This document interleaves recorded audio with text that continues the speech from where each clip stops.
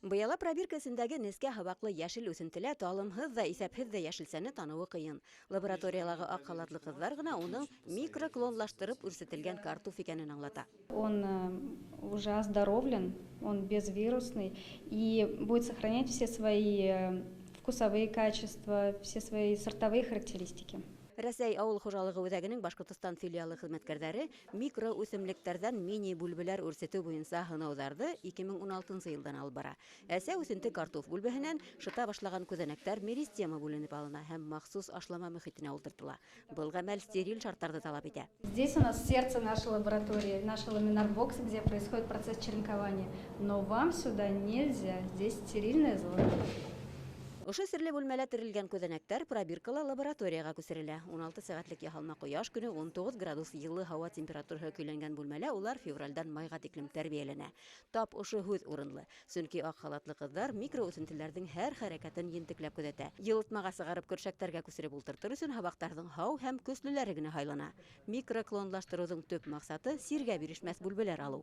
Ошо ваҡ ҡына бөртөксәләрҙе Ҡытай сәтләүеге дип уйларға мөмкин. Әммә улар әлеге микро үсентеләрҙән алынған тәүге бүлбеләр. Артабан шуларҙы ғәҙәттәгесә ергә сәскәндә орлоҡтоң эрерәк өлгөләрен алырға мөмкин.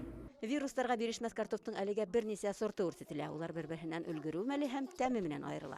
Берәү иҙелеп бешкәнен ярата, икенсеһе ҡурғанда формаһын һаҡлағанына өҫтөнлөк бирә. Был бүлбеләрҙе уртаҡ сифат берләштерә. Һәр сорттың уңышы мул. Бик күп заказдар бирәләр, фермердар һәм шулай уҡ шәхси баҡсасылар.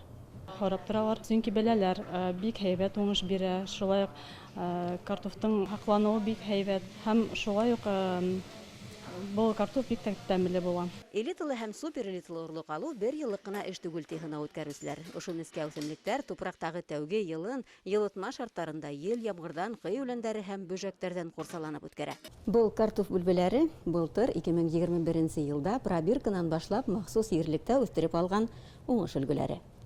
Уларҙы быйыл ҡурҡмайынса ергә ултыртырға һәм кәмендә 80 көндән һуң мул уңыш йыйып алырға мөмкин.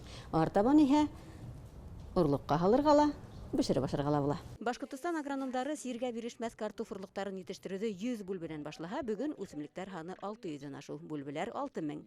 Икенсе икмәккә ихтыяж артыу менән һынау майҙандарын киңәйтеү йөкләмәһе лә алынған. Планируем получить урожай более 20 тысяч мини-клубней. Наш картофель, мини-клубни, это, конечно, семенной картофель, очень дорогой в производстве. Один мини-клубень стоит сегодня порядка 30 рублей. Понятно, что не каждый может себе это позволить. Картуф үстереүселәр хәҙер дәүләт ярҙамына иҫәп тота ала. Яңы шарттарҙа Рәсәй хөкүмәте субсидияны эре аграр комплекстарға ғына түгел, шәхси хужалыҡ эйәләренә лә тәҡдим итә. Тик уның шарты бар. Обязательно должны зарегистрироваться в качестве самозанятых. Те же самые личные подсобные хозяйства, может быть, самостоятельно, может, объединившись в сельхозкооперативы, могли бы воспользоваться в том числе этими субсидиями, построить картофхранилище и развивать это направление производства. Борундан ауыл хужалығы тауарҙарын етештереүсе төбәк булараҡ танылған Башҡортостан быйыл картоф майҙандарын 59 000 гектарға еткерергә ниәтләй, былтырғынан 7 000-гә күберәк.